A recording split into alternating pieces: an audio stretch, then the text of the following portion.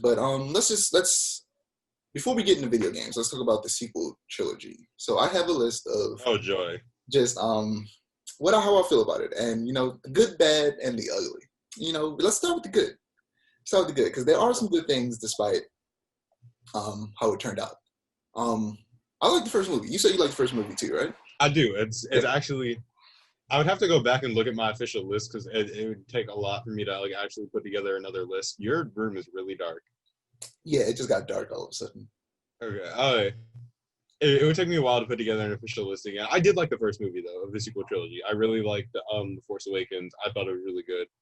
It was the first live action. No, it was not because I actually saw a New Hope or not a New Hope. I saw Phantom Menace because they re-released Phantom Menace in 3D.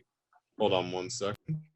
Okay, they re-released Phantom Menace in 3D when I was younger, and my mother took me to go see that when I was younger, and so that was probably the first live-action Star Wars movie I saw in theaters.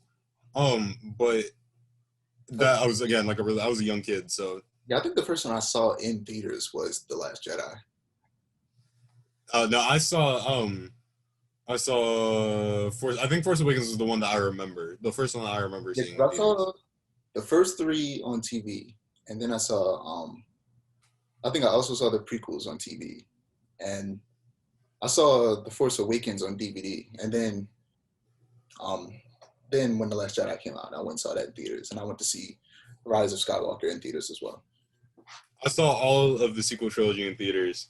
Wasn't happy with the Last Jedi. Let's put it like that. We're not there yet, but The light I was very happy with Force Awakens. the light on my wall makes it look like the way that like the walls look and The wall panels in Star yeah, Wars look. potato chips. um, but yeah. So for me, what the good parts were for me personally, but you might disagree with some of it, but I mean, like most stories, some like a lot of stories, you start and you have a bunch of really interesting like concepts, but you don't develop them properly, and that's what makes things bad. And that's basically what happened with this story. I think the coolest thing for me was the dyad between Ray and Kylo. That was cool. I like that. I actually found that interesting and could see the potential of it going somewhere. And J.J. Abrams kind of went and kind of just he went and tried to like undo a lot of of Ryan Johnson's work. That's because he didn't intend for that to be a thing. Like that's like Ryan Johnson kind of took everything that J.J. Abrams was building up and was kind of like, nope, we're gonna do my thing, and just Yeah, like kind of like threw it all to the side. it was weird. And I'm just go back and forth between the good, bad, and the ugly rather than focusing on one. And I'm just saying that's that's the ugly for me. That's the worst part of it is that they had no direction and that it was just they didn't have like a person like Kevin Feige kind of having a strict plan for the way this trilogy should go, and then leaving the specific details up to the directors while still letting them Feige looks over stuff. He checks it and makes sure that it makes sense within the timeline that he's created. Nobody was doing that for this. It was just Nobody. JJ went in, made a movie, that was it. And he didn't expect to come back. He expected Ryan Johnson to come in, and then who was supposed to direct the third one before JJ came back? I don't remember his name. Yeah, but yeah, and then like you said, Ryan Johnson just did his own thing without any regard to anything that JJ was setting up. He just went and did his own thing, and it. How do you feel about the Last Jedi? Worst Star Wars movie I've ever seen in my life. Yeah, I wasn't sure if Um, you liked it or not. I don't think I've ever talked to you about the Last Jedi.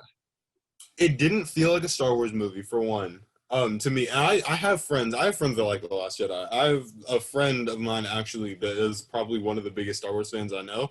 One of my closest friends too. He was one of his favorite Star Wars movies. I disagree heavily. I do not think The Last Jedi did not feel like a Star Wars movie. The Last Jedi felt pretty pointless, all in all.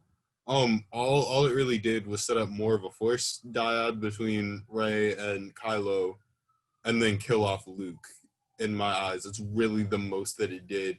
Yeah, Um, I think Everything else is basically pointless. The entire plot of the movie doesn't make like it makes no difference in the larger scheme of things. Uh, Snoke died, but like that was really it. Like they're like Kylo Ren was set up to be like in charge of the First Order. They got rid of that immediately in Rise of Skywalker. Palpatine was now in charge of the First Order. And turns out he was the whole time. And I'm just like, The Last Jedi, everything that movie did could have been changed and been so much better. Yeah. Well, I forget what The Last Jedi is. One of the things I hate the most is what they did with Finn. And his whole storyline was boring. I didn't care. It wasn't just boring, it was pointless. It Yeah, didn't matter. because it amounted to absolutely nothing. There was no payoff. He just went with what was her name? The Rose. one. Rose. He went off with Rose, and they went and did something that ended up not mattering. And this was a weird role for Benicio del Toro. I mean, he was weird. DJ he was pointless as a character. Yeah. Finn and Rose both were pointless as characters. Yeah. Yeah, no, that entire side plot was like so they could go get fuel or something. Like, I don't know, I've only seen The Last Jedi once because every time I try to go back and rewatch it, it just makes me mad. So like that entire side plot, to my knowledge, was just they go back to go like finish it and then to go get like more fuel or something like that from some guy who's supposed to be like a code master, and then turns out the guy wasn't a code master, so then they get captured by the First Order. He was a traitor. They get captured by the First Order and then escape, but they didn't get the fuel after all, so then they wind up in the same place that they did before it started. Like, it was literally unnecessary. It was ridiculous. Yeah. And like you said, that whole plot with Finn and Rose could basically sum up the entirety of the movie. It amounted to nothing. They end in the same place that they begin. Unlike The Empire Strikes Back, where literally the whole thing was about Luke's character development. It was about him making mistakes so that when Return of the Jedi came, he was a better Jedi. He was a better person because he made mistakes and learned from them. No one made any mistakes in this movie. That's another one of my biggest criticisms. Rey does not make mistakes. She's considered like a perfect character, so she never has any character development. And she starts off really powerful. She should have got the mess beat out of her by Kylo in that first fight. And then Chewie should have came and like saved her or something. And then they escape. It shouldn't have been she pulls the lightsaber to her and then magically defeats this man, because that injury on his leg wasn't enough. It wasn't his leg, it was his side. Yeah, it was on his side wasn't enough to stop him from destroying Finn, who was just as skilled with that lightsaber as Rey was. Rey didn't have, if not more, because he had the lightsaber for the majority of the movie. Exactly, and even more because he probably had a bit of training fighting with stick weapons with the stormtroopers. Like, right, she was less qualified to use that lightsaber than he was. Other than the fact that she was force sensitive, which turns out he was too. So it still doesn't make sense. And that's another good thing that is also bad. Finn was force sensitive, and they didn't go far enough with it. I think that JJ always wanted Finn to be force sensitive, but Rian Johnson ignored it because he didn't care. And so JJ didn't even have enough time to develop it in a third movie. It was just a passing, hey, Rey, I have something to tell you. Never tells her. Right. And supposedly, it was because he was force sensitive. And that would have been cool. Because most Star Wars movies, other than the prequel trilogy, because obviously there were tons of Jedi in that movie. But like, in a lot of Star Wars content, it's like this one force sensitive kid is trained by this other force sensitive, older person. And that's what this movie is setting up to be again. Most of Jedi did. It's only like Luke and a few people that he trained that probably ran away. Not ran away, he straight up abandoned them because he stopped training them after what happened with Kylo. That would actually be a cool plot line to follow. Some of those people he were training that he kind of just left behind. But it was cool that there were two force sensitive people rather than just one like there usually is. Like, it was just Ezra, it was just Luke. It was there was other Jedi, but Anakin was like the main character. But this time it could have been multiple. That's part of the reason I like Legends continuity after the original trilogy so much. The New Republic era in Legends is probably my favorite because there's a big boom of new Jedi There's a new Jedi Order. Luke isn't the only person in charge of the Jedi Order. There's Kyle Katarn. There's Mara Jade. There's like new Jedi Masters. Kakruk, who is one of my favorite Star Wars characters. Now that I'm learning more about him, he's basically if you watch the original like 2003 Clone Wars show, he was one of the Jedi. He was like the furry one that got killed by Grievous, but it turns out that his species, they never really die. And so he winds up being like older than Yoda. And it's like every time they die, it's kind of like Superman where they go into like a hypersleep and heal. And then they come back, and it turns out they didn't really die at all. And so Kakruk survived Order 66, and he grabbed a couple of younglings and went off on another planet. And during the time of the original trilogy, they were just in hiding. He was teaching them as Jedi, like the entire time the original trilogy was happening, just hidden off-world on some other world, and came back after the original trilogy was over. Like, that would have been, like, really cool, like, to see in, like, a movie. Like, I would love to see that, and they didn't do any of that. They just threw it all away, like.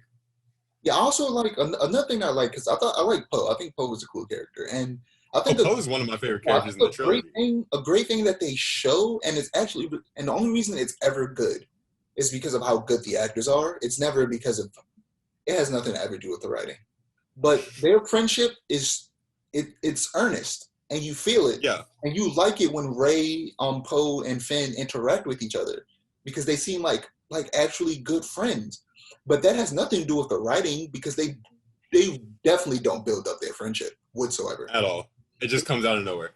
They do not build up. Like, Poe and Finn a little bit because they basically But that was just because of the first movie. Yeah, because they saved each other's lives. Otherwise, they never build up their friendship like they did Han, Leia, and Luke in the original trilogy. It kind of they just speed everything forward, and then you get to the third movie, and all of a sudden they're best friends. And somehow they're friends with C-3PO, even though C-3PO has barely known them for any amount of time. And he's like, I just want to take one last look at my friends. You don't know them. Yeah. You've known them for like 2 days, 3PO. They're not your friends. I feel like Chewie should have been there. But it also doesn't help that The Last Jedi picks up like right after The Force Awakens ends. Like maybe if there was like maybe like a month or two of time in between, it'd make more sense. But it picks up like the exact moment that The Force Awakens ends because Rey's about to hand the lightsaber to Luke. Like, yeah. Oh yeah, Equanimba, bro. That's It's it basically was just a bunch of interesting ideas that went nowhere. like I said, I'd like had to write. Even though this wasn't JJ's plan, if they actually like JJ, the dude that was supposed to direct the third movie and Rian Johnson worked together like they should have from the beginning to make these 3 movies, it could have turned out beautifully. And they could have still incorporated the idea of the Force dyad. Admittedly, I don't like the way they did it, but I like the idea. Yeah, I don't like the way they did it either. I like the idea of the romance. I just don't like the way they did it. And like, what's worse? The idea of their minds being connected and they like forming a connection through that and then becoming romantically involved because of that made sense. But the way they went about it just made him seem like the ultimate abusive person, and then she ends up being with him. And I'm like, no, that's not really sending a great message. I feel like what's worse is that I don't remember if this was a J.J. Abrams tweet or what. I wound up not reading the article. I just saw like something about it. As somebody responding to something. It was like a screenshot from Twitter where somebody was responding to someone who was like, oh my God, I love Rey and Kylo. And somebody responded with a screenshot where it was like some interview with J.J. Abrams where J.J. Abrams was like, oh yeah, Rey and Ben have a brother-sister type relationship or something like that. I could not stop laughing at that, especially because JJ was the one that made them kiss, which is just like the weirdest thing ever. But it's just like, what was the point of that? Like, yeah, I said, like, I like the romance. I actually think it was it could have been good. If they had potential, like everything in the sequel trilogy, it had potential. Like if they put more thought into it, it should have been more properly built up in The Last Jedi. Through the dyad, but like I said, they didn't work together. It didn't turn out good. Let me see if there's anything outside of there. Other than like people kind of overused the term Mary Sue, but Rey was actually a Mary Sue. Like very much so. She was just And it's why people didn't like Captain Marvel. She was also a Mary Sue, where she was just she made no I mistake. didn't mind Captain Marvel that much, No, definitely. honestly. I also like Captain Marvel, but I understand why people don't like it because Yeah. she was seemingly much like Rey, a perfect character who became really powerful really fast, and nothing ever went wrong for her. And I I feel like people didn't like that because it was essentially meant that there was no character development. There was way more character development for Captain Marvel than there was Rey. that's what I'm saying, because I feel like the thing with Captain Marvel, one of the reasons I like Captain Marvel was because she did get really powerful really fast. And this is what they should have done with Rey, is that instead of making it so she struggles with her powers, she struggles with being so overconfident and being like she puts herself in a lot more situations than she should or than she could if she wasn't so confident. And that to me is where her flaws come from. There you go. Meanwhile, Ray has that like level of power and then still has like the perfect personality. She's like, no, Yeah, like like there's got to be some type of flaw. yeah, you're absolutely right. There needed to be a flaw there, and like the problem isn't that she was so strong; it's that there was no other flaw to kind of like balance out that strength. Like you said, if she was overconfident with that strength and didn't really know how to use it and was putting herself in situations and dangerous situations all the time, and she had to learn how not to do that, it would have been way more interesting than it. Like in Yeah, Captain Marvel. Captain Marvel was super overconfident. She was confident in everything she did, and even though she barely suffered she consequences. did. No, I'll admit that she barely suffered She barely consequences for suffered that, but consequences. she still suffered consequences. Like Like at least a little is better than nothing. Rey didn't suffer any consequences, and she was meant to be this super noble, nice, wants to save the universe person, while also being super powerful and seemingly being able to control her powers immediately. Yeah, They tried to make it seem like like she was struggling with the dark side when she really wasn't, and it was very obvious that she at wasn't. all. It didn't make any sense. And also, I feel like they went that route. how do you feel about Luke in The Last Jedi? Um, I'm not gonna lie. Out of everything in the Last Jedi that I hate, that's probably the biggest thing that Okay, I hate in the Last Jedi. weird because I felt like I legit have never talked to you about The Last Jedi, and that's weird because We have it like that. I feel like I should know all these things, but I don't because I wasn't sure if you liked it or you did like it because I know some people do like it. I'm on the side of like all the people who dislike it because like we were talking about the original trilogy, how he grew as a character. He grew so much. He made mistakes and he came back from them. He literally lost a part of his body Yeah, by making a mistake. And he came back and became a better Jedi because of it. For him to feel the darkness in Kylo and immediately try to kill Kylo, despite the fact that with his father, who had murdered Galley like hundreds of people, no, millions of people, because the Death Star is partly his fault. He went out of his way to save that man, despite that. So you think that this little kid who's never done anything wrong, who is who is struggling a little bit with the dark side because he's a kid, Luke struggled with the dark side a little bit as well. So Luke would have understood where Kylo was coming from and why Kylo could have potentially become evil because he potentially could have become evil. And he would have, just yeah, like he did with his father, showed him the light side. He would not have tried to kill that boy. And I hate the fact that people try to justify it.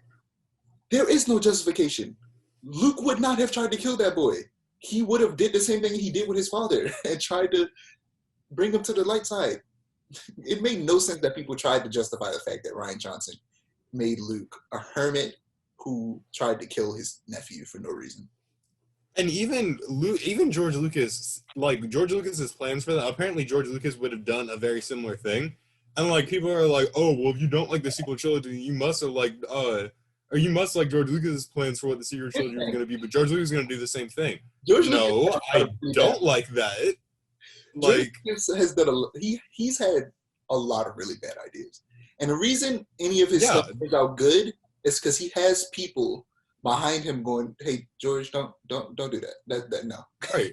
He has other people. He's not the sole writer. He has a team of people. He had a team of people behind him telling him if something was ridiculous. Like, I personally like Legends Luke Skywalker. People call that fan fiction Luke Skywalker. I don't understand because they're like, oh, he's so powerful, or oh, he's so perfect. He's not so perfect. He still does make mistakes, but he doesn't turn to the dark side. He I doesn't feel try like, to kill. I feel like His, Luke could have been a character that suffered from overconfidence because he was super calm and confident at the beginning of Return of the Jedi. Like, but he was confident that he was going to be able to do what he needed to do, and in a way, he did kind of that confidence did kind of like waver when like he fell into that pit. And he was like, and he had to fight that monster. I don't know why I can't remember the names of the Rancor. I literally The always Rancor. I always forget names. But when he fell down there with the Rancor, that was him being super confident, and then immediately his confidence being shattered, being, oh yeah, I should probably stop being an idiot right now Yeah. and actually just do what I need to do. Because he just walked Yeah, in no. and thought he was just gonna be that nigga. I'm gonna have to cut that out. And and then I'm gonna bleep that or something. And then he got thrown down there with the Rancor. Yeah, no. Legends Luke Skywalker to me felt like the natural evolution of who Luke Skywalker should have been. He was kind. He was humble. He was literally a Jedi master. He was the greatest Jedi to ever live. And yes, he was confident. I mean, the Yeah. man, he was literally like controlling black holes and stuff like that. Like, yeah, he's really overpowered, but You like, know what's crazy? We always give whenever we see trailers for even if it's anything for people who like super big franchises like Star Wars and Marvel. When we see trailers, we try to give this what goes less for Marvel because I feel like when it comes to Marvel has a cohesive universe, but Star Wars in this case didn't, and we gave them more credit than they actually should have gotten when we were analyzing the trailers, thinking that they were going to try to push the idea of gray Jedi and being in between, like the dark and the light. They did none of that. And if they did, they failed. And I felt like that's something that I feel like Luke would have explored. I feel like he 100% would have realized, like, Luke, he has emotions. Like, people have emotions. And the idea of not building connections, like, he would have that connection with his sister. It's shown very clearly he loves his sister a lot. yeah, And unlike his father, I feel like he would have felt a way to be able to balance his emotions and still use his passion and his love for his family and his sister and his friends in a way that's the thing. that doesn't drive him towards the dark side. I feel like that's the type of person Luke would have become. He would have become kind of like that gray Jedi thing that Ahsoka is kind of was. Well, I mean, she still is. Yeah, I was gonna But say like, at the very end she became a Jedi. Like they even hinted at it in I mean technically this was after Rebels, but in Clone Wars season 7 when she was talking to Yoda, he said something about her rejoining if she was a Jedi again, and she was like not yet. Like it was very obvious that she was gonna become a Jedi again eventually. I'm kind of glad she didn't though, because like even in Rebels, she's like, I'm no Jedi. I like the fact that she's not a Jedi because in canon, the Jedi were very hypocritical and Yeah, super hypocritical. yeah. That's something I want to talk about because Wait. Wait, just hold on real quick because I just wanted to. We keep like bunking on stuff. But that's what I was thinking. Like that's what I was saying about Luke Skywalker though. In Legends, with his new Jedi Order, he was nowhere near as like strict or anything as the old Republic's Jedi Order was. He with the new Jedi Order, he allowed marriage. He got married. He allowed marriage. He allowed attachments and romance.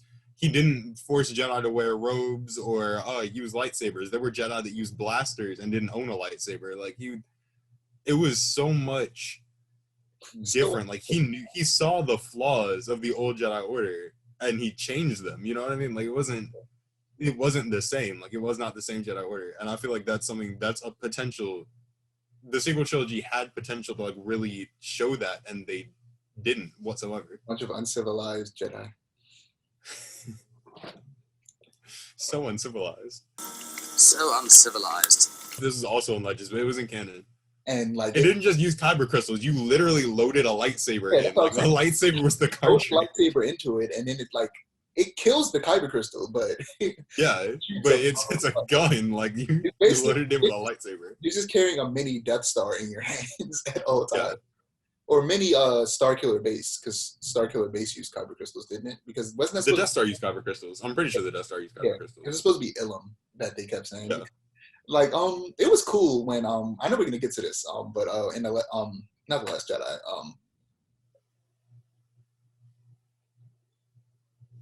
my brain stopped working. Fallen Order, when at the end of the game when you go back to Ilum and it looks like Starkiller Base, and Yeah. then basically confirming yes, Starkiller Base is Ilum, and also it there has to be other planets with kyber crystals, right? There are, well, at least there were in Legends, of course, with Legends, the 40 years of expansive material. Because I hate the fact that like I don't know if, like if it's the like you said that was in Legends, but I hate the fact that in canon it's kind of like Ilum is the only place where kyber are, and I'm like I feel like there would be other places.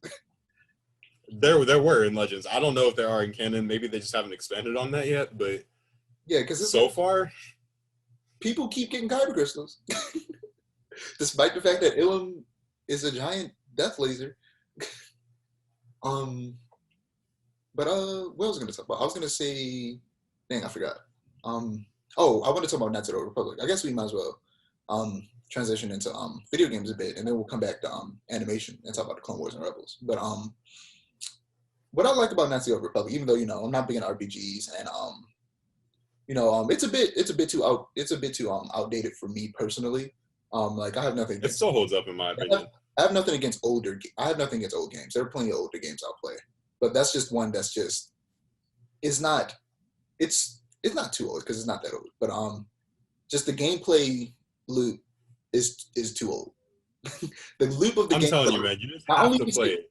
Not only is it just too old, but it's also an old RPG. I already just barely like modern RPGs. I definitely won't like an old RPG. So, but what I like about I'm telling you, what I like about that time period in general, and I've told you about it before, is that the amount of Sith and Jedi were pretty much equal, and there were just as many Sith as there were Jedi, and they also explore the in between way more, and it isn't so black and white like how Star Wars tends to be. Even though technically the Jedi tend to be, they show how flawed the Jedi are in the prequels. Especially with Mace. Mace was just he was like Mace gets a bad rep. Look, Mace gets a bad rep. He's not nearly as bad as people say he is. He's really not. I love Mace, but here's the thing: Mace had every right. Because after watching that movie, I was like, Race had every right to dislike Anakin. Anakin was an evil